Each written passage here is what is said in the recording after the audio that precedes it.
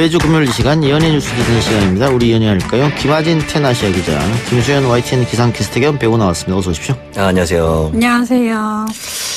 예, 첫 소식은 역시 이 이야기를 안 할 수가 없을 것 같은데, 예, 배우이자 또 아이돌 멤버였죠. 설리 씨가 사망했습니다. 네, 지난 14일 설리 씨가 매니저에게 자택에서 숨져 있는 상태로 발견이 돼서 최근에 또 예능 프로그램에서 굉장히 활발하게 활동을 했던 터라 많은 사람들이 좀 충격을 받았습니다. 예, 지금 사망 원인에 대해서 설왕설래 말이 많은데 우울증을 평소에 앓고 있었다는 얘기가 좀 있고요. 네. 그 우울증의 원인은 악플 때문이 아니었겠느냐 이런 이야기가 많아요. 네, 어렸을 때부터 활동을 했기 때문에 공황장애를 앓고 있었고 우울증도 굉장히 심했던 것으로 알려졌어요. 그리고 방송을 통해서 조금씩 얘기를 했는데 사람에게 상처를 많이 받았고 또 그중에서는 악플로도 상처를 많이 받았다고 고백을 하기도 했습니다. 예. 사망하기 전 마지막 방송에서도 기자님들 나 좀 이쁘게 봐주세요 이렇게 얘기하기도 했던 것 같아요. 네, 설리 씨가 공황장애로 한 1년여간 활동을 하지 않았어요. 그러다가 리얼리티 프로그램을 통해서 자신의 모습을 좀 보여주기도 했는데 그 리얼리티 프로그램에서 마지막으로 할 말이 있느냐고 하자 시청자 여러분들 그리고 기자님들 저 예쁘게 봐주세요라고 하는 모습이 최근에 또 주목을 받으면서 많은 사람들이 좀 마음이 아파했죠. 예. 젊은 친구가 얼마나 마음고생을 했을까. 이렇게 이제 짐작이 좀 가는 부분인데, 김하진 기자의 악플들을 경험해 볼 기회가 잘 없을 테고. 네. 요 라디오 방송 초반에. 말해. 네, 목소리가 좀 이상하다. 네. 이런 이야기를 좀 들었어요. 네, 그러네. 목소리가 이상하다. 다음 주에 나오지 마라. 네. 김수현 씨는 어때요? 저는 악플도 있고 한데 저는 악플을 좀 많이 신경을 안 쓰는 편이고 저도 연기자 생활을 어렸을 때부터 했고 제 주변에도 친구들을 보면 이쪽 일을 하는 분들이 감수성이 풍부해요. 그렇기 때문에 조금 많이 지금 감정에 대해서 조금 많이 이렇게 좀 왔다 갔다 좀 우울한 경향도 있고 밝은 경향도 왔다 갔다 하는 경향이 있는데 악플을 보면서 힘들어하는 친구들이 좀 많았는데 저는 좀 그렇게 좀 계속 응원해주고 싶은 게 악플도 많지만 선플도 훨씬 많고 그렇죠. 예. 사실 선플을 보면서 조금 더 좀 위안을 받았으면 좋겠는데 악플을 보면서 많이 힘들어하더라고요. 조금 더 선플을 많이 읽으면서 좀 기운을 차렸으면 좋겠고 저는 악플도 있고 선플도 있고 하지만 무플일 때가 가장 많아요. 그게 더 슬프더라고요. 슬프지요. 네. 근데 그런 거에 사람들이 힘들어하지 이렇게 생각하실 분도 있을 것 같은데 당해보면 그렇죠. 네, 모두가 다 힘들어합니다. 멘탈이 강한 저조차도 다 힘들어하고 우리 담당 PD도 평생 살면서 그런 일을 안 겪다가 저랑 같이 일을 하면서 악플 겪었거든요. 부들부들 하더라고요. 네, 맞아요. 직접 당해보면 밤에 잠이 안 온다고. 그리고 가족 얘기도 하고 그러다 보면 점점 더 좀 화가 나고 말도 안 되는 터무니없는 이야기로 좀 악플을 쓰는 경우가 있기 때문에 다시 한번 말씀드리지만 선플 위주로 좀 많이 보셨으면 좋겠어요. 좋은 얘기만 해도 모자란 사회 아니겠습니까? 맞아요. 시간이 없는데. 네. 그런데 또 하나 문제는 악플도 악플입니다만은 자극적으로 기사를 쓰는 기자들, 소위 말해서 이제 옐로 저널리즘이라고 하지요. 제목 장사부터 시작해서 내용도 보면은 아무것도 아닌데 제목 장사해서 해당 연예인들이 악플을 받을 수밖에 없는 그런 구조를 만드는 그런 기사들도 문제가 있지 않겠느냐. 네, 그래서 쓰기 전에 한 번쯤은 역지사지 해볼 필요가 있을 것 같고 그리고 좀 생각을 좀 깊게 해서 기사를 썼으면 좋겠습니다. 그래요. 언론 윤리도 이기도 하니까요. 네. 근데 지금 설리 씨와 공개 연애를 했던 최자 씨에게도 지금 악플이 달리고 있다고 이 상황에서도? 네, 최자 씨뿐만 아니라 설리 씨 주변에 있는 FX 멤버들을 비롯해서 동료들까지 SNS를 통해서 좀 악플에 시달리고 있는 상황이에요. 최자 씨 역시 마찬가지고요. 아무래도 옛 연인이었다 보니까 또 공개 연인이었다 보니까 많은 사람들이 왜인지는 모르겠지만 최자 씨에게도 굉장히 좀 안 좋은 글을 남기고 있습니다. 알겠습니다. 우울감 등 말하기 어려운 고민이 있거나 주변에 이런 어려움을 겪는 가족, 지인이 있을 경우에 자살 예방 한라인 1577-0199번, 희망의 전화 129번, 생명의 전화 1588-9191, 청소년 전화 1388 등에서 24시간 전문가의 상담을 받을 수 있으니까요. 혹시 주변에 어려움을 겪는 분이 계시다면 이런 전화번호 한번 참고해 두셨다가 전화를 한번 걸어보시기 바랍니다. 다른 얘기 해보죠. 프로듀스 조작 논란입니다. MBC PD수첩에서 CJ ENM의 오디션 프로그램 논란에 대해서 폭로하는 방송이 나가는 모양이네요. 네, X1을 배출한 프로듀스 X101을 시작으로 CJ E&M에서 하고 있는 오디션 서바이벌 프로그램이 지금까지 굉장히 다 조작이 됐다라는 이야기가 나오면서 PD수첩이 조사를 하는 과정에서 또 관계자들 일부의 증언을 받는 방송을 내보냈어요. 이 과정에서 실제 출연했던 출연자들도 증언을 했고 또 그 연예기획사에 몸담았던 관계자들도 증언을 하면서 좀 조작에 무게가 실리고 있습니다. 네. 경찰 조사도 들어가지 않았습니까? 네, 지금 경찰 조사를 하고 있고요. 일부 기획사 그리고 CJ E&M 방송국도 압수수색 조사를 받았습니다. 이에 대해서 CJ E&M 측은 뭐라고 얘기하고 있어요? 지금 경찰 조사 중이라 자세한 내용은 말할 수 없지만 처음부터 지금까지는 굉장히 부인을 하고 있는 상태입니다. 예. 사실로 밝혀진다면 굉장히 충격적인 사실이네요. 네. 이게 모든 시청자들과 출연자들을 속였다는 거잖아요. 네, 그리고 그렇죠? 여전히 CJ E&M에서는 오디션 서바이벌 프로그램 지금도 방송 중인 프로그램도 많이 있기 때문에 만약에 실제라고 밝혀질 경우에는 지금 방송되고 있는 프로그램에도 좀 영향을 미칠 수 있죠. 네. 네, 이와는 별개로 출연진들에 대한 촬영 환경이 매우 열악했다 이런 얘기도 있던데요. 네, 이 상황은 사실 시즌 1 프로듀스 101 때부터 좀 많이 나왔던 건데요. 촬영장에서 있었던 일들이 방송이 되지 않기 때문에 출연자들이 폭로를 하면서 조금씩 알려지기 시작했는데 이 폭로도 막으면서 관계자들이 금지어 목록을 지어주면서 밖에 가서는 절대 이야기하지 말라. 근데 이 안에는 새벽까지 촬영을 하고 그리고 식사도 여의치 않고 그리고 개인의 시간도 없고 또 휴대전화도 모두 뺐고 이런 감금된 상황에서 촬영이 진행이 됐다고 합니다. 예. 저는 뭐 개인적으로 이런 오디션 프로그램이 상당히 못마땅한 사람 중에 하나인데 경쟁을 좀 조장하는 것 같잖아요. 네네.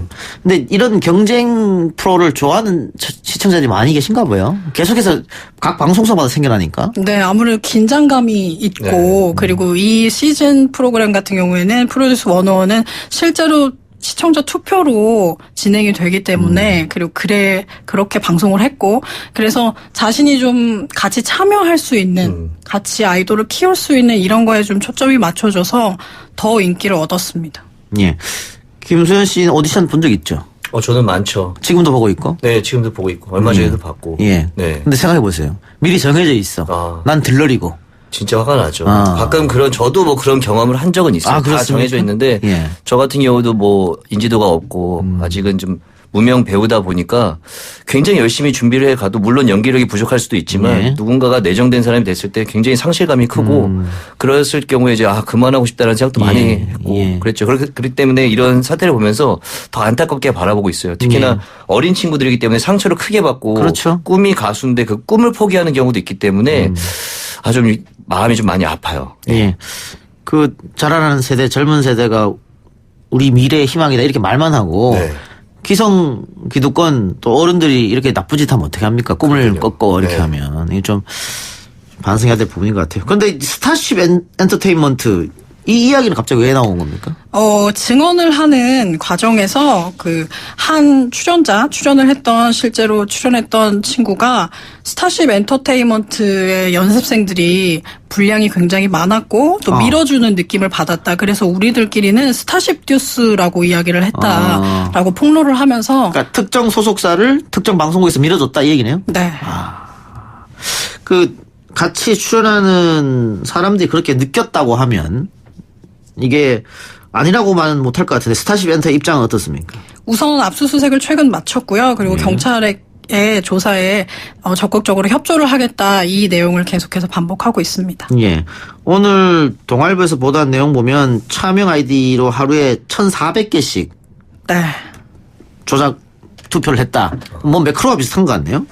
또 한 연예기획사는 10만 개가 넘는 아이들 동원해 투표를 했다 이런 얘기도 있네요. 네, 연예기획사에 몸담았던 한 관계자가 실제로 아이디를 동원을 해서 그 방송 중에 투표를 하는 과정에서 7시간씩 차명 아이디로 투표를 했다 이렇게 폭로를 했습니다. 예, 경찰 조사가 이제 진행 중이니까요. 예, 수사를 지켜보고 책임질 일이 있으면 누군가는 당연히 책임을 져야겠죠. 예. 이번에는 2030 세대의 뽀통령이라고 불리는 펭수 얘기해 봅시다. 요즘 인터넷에 여기저기 사이트마다 펭수라는 캐릭터가 난리던데 도대체 펭수가 뭡니까? 일단 EBS의 인기 유튜브 크리에이터인데 예. 펭귄 같은 탈을 쓰고 나오는 거예요. 이제 뭐 어린 친구들은 진짜 펭귄이라고 믿을지도 모르겠지만 지금 구독자가 20만을 넘겼다고 합니다. 예. 펭수는 EBS가 올해 4월에 초등학생 교육 컨텐츠를 노리고 만든 프로그램인데 근데 이 학생들뿐만 아니라 어른들도 굉장히 좋아한다고 해요. 그래서 굉장히 급속도로 지금 승승장구하면서 교육방송의 대표 EBS답지 않은 B급 감성을 가지고 나오는 그런 크리에이터다라고 예. 말씀을 드릴 수가 있습니다. 그러니까 처음에는 초등학생을 대상으로 컨텐츠를 노려서 만들었는데 네네. 이게 오히려 그 2030 세대한테 먹혔네요. 그러니까요. 그 어른들이 좋아했던 이유들을 좀 보면은 사실 좀 직장 생활하고 좀 지치고 힘들잖아요. 20대에서 30대라고 하면 이제 사회 초년생이고 이제 직장을 구하는 분들 혹은 이제 직장에 들어간 지 얼마 안 된 분들인데 펭수가 굉장히 돌직구 발언을 좀 한다고 해요. 어떤 그래서 발언입니까? 예. 그러니까 거기에 대리만족을 느낀 건데 이런 거죠. 자기가 EBS 연습생 신분이다. 그러면서 EBS 사장 이름을 막 불러요. 예. 그리고 못 해먹겠다.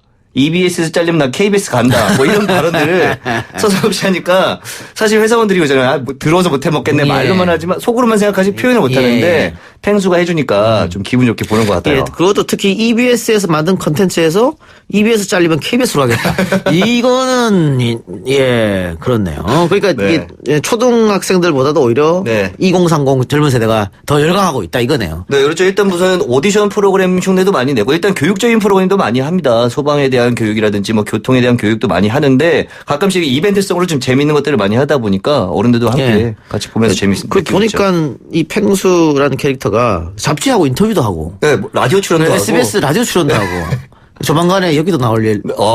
저보다 훨씬 많이 바쁜 것 같더라고요. 대단해. 두 분도 좋아하세요? 저는 사실 펭수 이제 캐릭터만 보고 방송은 보진 못했는데 펭수 이제 저희가 펭수 이야기를 다룬다고 해서 봤더니 좀 목소리도 좀 매력적이고 목소리 좀 걸걸해요. 아이들이 보는 프로그램인데 예전 같으면 성우분들이 좀 깔끔하게 이쁜 목소리 이렇게 했잖아요. 근데 걸걸하게 펭수입니다 막 이렇게 하더라고요. 그래서 좀 독특하다. 봐볼만 하다라는 생각이 들더라고요. 예.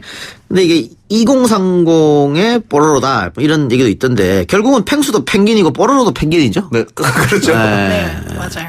그래서 뽀로로 형 같은 캐릭터가 되고 싶다 이런 꿈도 밝힌 것 같습니다. 사춘기 지난 뽀로로 정도로 볼 수 있겠네요. 그렇군요. 알겠습니다. 예. 다음 소식. 오랜만에 컴백했습니다. 이승환 씨. 네, 정규 음반 5년 만에 발표를 했는데요. 지난 15일 10곡을 가득 채운 음반을 발표했습니다. 예. 타이틀곡은 어떻습니까? 타이틀곡은 나는 다 너야라는 곡인데요. 그동안 이승환 씨가 굉장히 묵직한 또 웅장한 노래를 했다면 이번엔 좀 대중에게 가깝게 다가가기 위해서 좀 가볍고 차분하게 들을 수 있는 곡을 타이틀곡으로 정했다고 합니다. 이승환 씨 인터뷰할 때 뭐 안 따왔어요? 이 작가 라디오 방송인데 뭐 응원 한마디 이런 거 잘 따오더니. 못했습니다. 제가 다음에 만나면은 꼭, 네. 그렇군요. 알겠습니다. 자, 올해 30주년이라고요? 네, 데뷔 30주년이 됐다고 해요. 그래서 데뷔 30주년 소감을 물었는데 좀 신선한 대답이 돌아왔는데, 아무도 하지 않은 것을 한 30년이다. 이렇게 이야기를 했습니다. 그렇군요. 네, 실제로 이승환 씨가 자신이 직접 음반을 제작하고 매니지먼트까지 한 최초의 가수라고 합니다. 콘서트도 하고요? 네, 11월 30일부터 콘서트를 시작을 하고요. 전국 투어 30개 도시에서 그리고 해외에서도 콘서트를 연다고 합니다. 예. 지금 펭수 팬 단톡방이 있다고 하나요? 네, 거기에서 네. 라디오에서 펭수 이야기가 나와요. 이런 글이 올라왔다고. 진짜 이게 많네요. 예. 네, 부럽습니다. 예, 지금 펭수 얘기를 했던 라디오는요. YTN 이동형의 뉴스 정면승부고요. 조만간에 섭외하겠습니다. 펭수 씨. 예. 자, 이상아 씨와 강남 씨가 결혼식을 올렸네요. 네, 지난 12일 결혼식을 올렸고요. 결혼식도 굉장히 성대하게 치러졌습니다. 개그맨 이경규 씨가 사회를 맡았고 주례는 태진아 씨 그리고 축가는 가수 김필 씨가 맡았습니다. 예. 웨딩 드레스가 화제가 됐습니까? 네, 이상호 씨가 입은 웨딩드레스가 인도 왕실의 웨딩드레스로 굉장히 고가라고 해요. 그래서 화제가 그 다음부터 계속 됐죠. 결혼식 이후부터. 그래요. 두 분 행복하게 사시길 바라고요. 우리 연애할 거에도 이쯤에서 마치겠습니다. 두 분 다음 주에 뵙겠습니다. 네, 감사합니다. 감사합니다.